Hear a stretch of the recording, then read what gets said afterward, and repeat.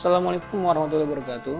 Pada pertemuan kali ini kita masih membahas tentang struktur atom, di mana kita lanjutkan yang kemarin itu tentang perkembangan model atom Dalton dan perkembangan model atom J.J. Thomson. Nah, untuk sekarang kita bahas yaitu yang ketiga, perkembangan model atom menurut Ernest Rutherford. Nah, Ernest Rutherford ini hidupnya pada tahun 1871 sampai 1937. Nah, berdasarkan penembakan lempengan tipis dengan partikel alfa, nah percobaan dengan hamburan sinar alfa, Rutherford menemukan bukti bahwa dalam atom terdapat inti atom yang bermuatan positif. Nah, berukuran jauh lebih kecil daripada ukuran atom, tetapi nomor massa hampir seluruhnya berasal dari massa intinya. Contohnya gini. Perhatikan di sini, ini adalah project dari percobaan Rutherford. Nah, di mana di dalam kotak ini ada sinar alfa. Sinar alfa ini memiliki muatannya positif, ya. Nah, ketika ditembakkan pada lempeng emas tipis, maka sinar alfa ini ada yang dihamburkan. Nah, dihamburkan itu maksudnya ada yang ditolak, artinya dipantulkan tidak tembus, ya. Ada yang tembus tapi lurus, ada juga tembus yang dibelokkan. Nah, dari adanya peristiwa pembelokan dan pemantulan sinar ini, maka secara mikroskopis gitu kan, karena lempeng emas ini terdiri dari partikel-partikel penyusun emas, yaitu nah ini kita gambarkan warna kuning ini adalah partikel penyusun emas. Nah, ini yang merah adalah sinar alfa yang ditembakkan atau yang dihamburkan. Nah, kenapa misalkan sinar itu ada yang lurus tembus? Karena dia tidak melewati inti atom yang ada di dalam partikel emas. Tetapi kalau sinar tepat bertumbukan dengan inti atom, maka sinar itu dibelokkan, artinya tidak tembus dan juga dipantulkan. Karena jelas sinar alfa itu memiliki muatan positif. Kalau positif ketemu dengan positif, maka dia tolak menolak, maka dipantulkan. Berarti disinilah ditemukannya bahwa di dalam inti atom itu memiliki yang namanya proton. Jadi Ernest Rutherford ini berjasa dalam menemukan partikel muatan proton, ya, seperti itu. Artinya subatomik, ya. Proton itu subatomik dari atom itu sendiri. Nah, untuk lebih jelasnya kita coba perhatikan animasi berikut ini, yaitu tentang eksperimen dari Ernest Rutherford itu sendiri, ya.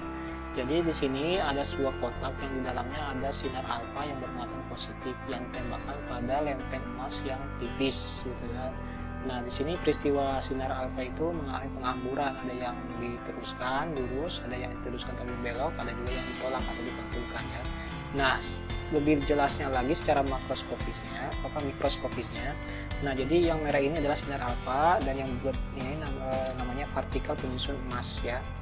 Jadi kalau misalkan sinar alfa ditembakkan, maka kalau dia melewati ruang hampa, maka dia akan ditembus, akan lurus, ya, seperti itu. Tapi ketika dia menyentuh inti atomnya, maka dia akan dibelokkan. Nah, berarti di sini dapat menyimpulkan bahwa di dalam inti atom emas itu sendiri, di dalam inti atom itu sendiri terdapat yang namanya muatan proton. Karena di sini kalau sinar alfa itu kan bermuatan positif. Kalau ketemu dengan positif lagi, maka dia akan terjadi tolak menolak, ya, seperti itu. Maka disinilah ditemukannya sebuah yang namanya proton oleh Ernest Rutherford, ya, seperti itu. Baik, kita lanjutkan. Nah, menurut Ernest Rutherford, berdasarkan temuan tersebut, Rutherford itu mengemukakan model atomnya dan memperbaiki model atom Thomson. Nah, jadi Thomson itu belum bisa menjelaskan komposisi penyebaran proton dan elektron itu sendiri, ya, karena di sini bahwa Rutherford sudah menemukan di dalam inti atom itu ada yang namanya proton. Nah, menurut Rutherford, atom itu terdiri atas inti atom yang bermuatan positif yang berada pada pusat atom serta elektron bermuatan negatif yang bergerak mengelilingi inti atom. Nah, seperti halnya planet-planet mengelilingi matahari. Jadi model atom Rutherford itu seperti tata surya, ya. Artinya elektron itu diibaratkan sebagai planet, inti atom itu diibaratkan sebagai matahari. Karena di dalam inti atom atau nukleus, ya, itu terdapat yang namanya proton dan neutron. Nah, kalau elektron itu ditemukannya oleh J.J. Thomson, kalau proton ditemukannya oleh Ernest Rutherford. Nah, jadi disinilah elektron mengelilingi inti atom. Nah, adapun kelemahannya yaitu untuk Ernest Rutherford itu adalah tidak dapat menjelaskan bagaimana elektron bermuatan negatif tidak tertarik ke dalam inti atom yang bermuatan positif. Nah, jadi elektron yang mengelilingi inti atom itu, si Ernest Rutherford ini tidak bisa menjelaskan apakah si elektron itu akan jatuh terhadap inti atom karena berbeda kutub ya. Ini positif, ini negatif, pasti tarik menarik kalau secara logika. Nah, ini kelemahan yang belum bisa dijelaskan. Maka muncul teori baru yang membahas yang lebih detail lagi, yaitu teori atom Niels Bohr, yaitu hidupnya pada tahun 1885 sampai 1963. Nah, teori atom Niels Bohr ini berdasarkan pengamatan spektrum garis atom hidrogen.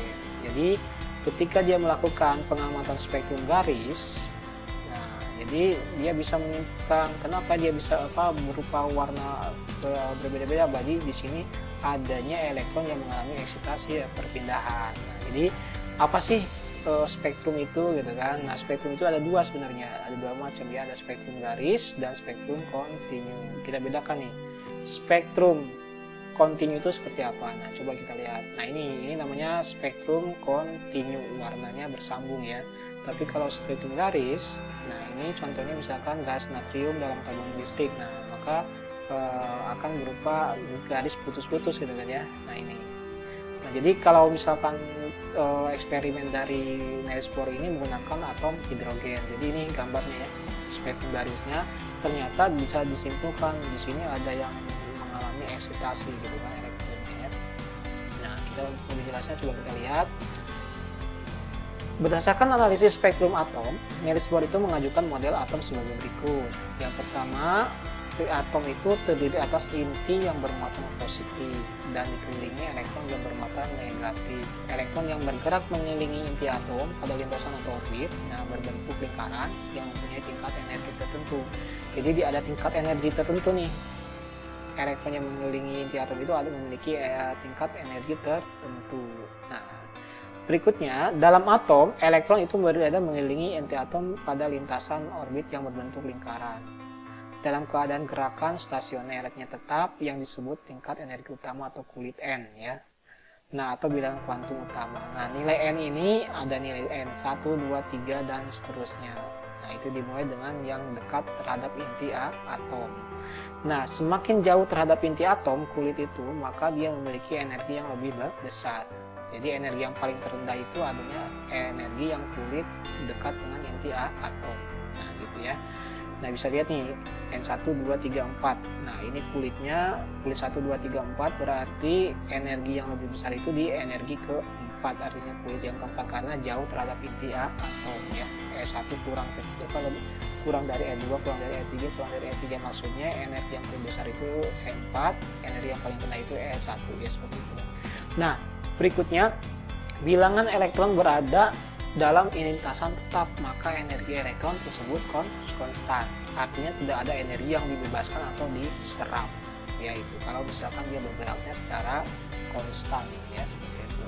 Berikutnya lagi, nah elektron dapat berpindah dari lintasan berenergi yang lebih tinggi ke lintasan berenergi yang lebih rendah dengan melepas energi sebagai sinar. Jadi kenapa tadi ada warna ungu, hijau, kuning? Nah, itu karena dia di situ elektron itu mengalami eksitasi. Artinya ada pelepasan energi ya, seperti itu. Ada pelepasan, ada juga yang menyerap energi. Kalau yang menyerap berarti yang berpindah dari kulit terendah dari kulit terendah ke kulit yang lebih tinggi, yang lebih jauh ya, seperti itu. Nah, bisa kita lihat nih animasinya ya. Jadi elektron yang tadinya di kulit terendah, dia menyerap energi sehingga dia berpindah. Ketika dia sudah berpindah lagi ke kulit yang terendah, maka dia akan melepas energi, jadi mengalami eksitasi. Nah, ini kalau dia dari kulit tertinggi untuk terendah, maka dia melepas energi. Kalau dari kulit terendah ke kulit tertinggi, dia menarik energi atau menyerap energi. Nah, kelemahan dari model atom Niels Bohr itu hanya mampu menjelaskan spektrum atom hidrogen. Nah, tetapi tidak mampu menjelaskan spektrum atom yang memiliki elektron lebih banyak atau kompleks ya. Jadi itu keterbatasan dari model atom Niels Bohr, hanya mampu menjelaskan pada nomor atom yang lebih kecil ya, seperti itu. Nah, maka dari kelemahan itu dijawab oleh model atom modern yang menyempurnakan dari model atom Niels Bohr ya, seperti itu. Nah, model atom modern itu dikembangkan berdasarkan teori mekanika kuantum yang disebut dengan mekanika gelombang. Nah, ini diprakarsai oleh 3 ahli ya. Yang pertama adalah Louis Victor de Broglie yang menyatakan bahwa materi mempunyai dualisme sifat. Dualisme itu artinya memiliki dua sifat ya, yaitu jadi materi itu bisa sebagai materi dan juga bisa sebagai gelombang ya, seperti itu.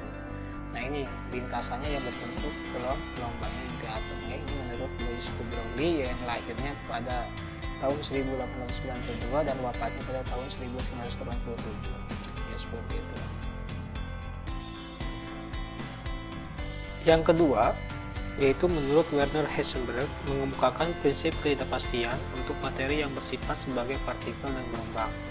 Nah, jarak atau letak elektron-elektron yang memiliki inti hanya dapat ditentukan dengan kemungkinan saja, artinya kebolehjadian ditemukannya elektron. Maka ini gambar model atom modern ya, artinya yang berbentuk radial ya, seperti ini. Semakin terhadap menengah ya, di sini ini terdapat inti atom sehingga bentuk kebolehjadiannya berbentuk tebal, sedangkan yang di sampingnya ini radial, artinya di sini kebolehjadiannya ditemukan elektron. Maka menurut Heisenberg itu di sini kebolehjadian hanya ditemukan elektronnya. Nah, ini Werner Heisenberg ini lahirnya itu pada tahun 1901 sampai wafatnya itu pada tahun 1976. Nah, berikutnya yang ketiga yaitu menurut Erwin Schrödinger. Jadi ini menyempurnakan model atom Bohr ya. Jadi berhasil menyusun persamaan gelombang untuk elektron dengan menggunakan prinsip mekanika gelombang. Nah, elektron-elektron yang mengelilingi inti terdapat di dalam satu orbital, yaitu daerah 3 dimensi di sekitar inti, di mana elektron dengan energi tertentu kemungkinan terbesar dapat ditemukan. Jadi pada tahun 1927, Erwin Schrödinger ini mengemukakan teori atom yang disebut teori atom mekanika kuantum atau mekanika gelombang, sehingga dikenal sebagai model atom modern. Jadi muncullah yang namanya bilangan kuantum ya, seperti itu. Jadi di sini ada istilah orbital. Orbital itu adalah daerah 3 dimensi di sekitar inti di mana elektron dengan energi tertentu dapat ditemukan dengan kemungkinan terbesar. Jadi di sini dalam satu orbital itu kemungkinan memiliki beberapa bilangan kuantum. Nah, untuk membahas untuk bilangan kuantum nanti kita bahas di pertemuan berikutnya.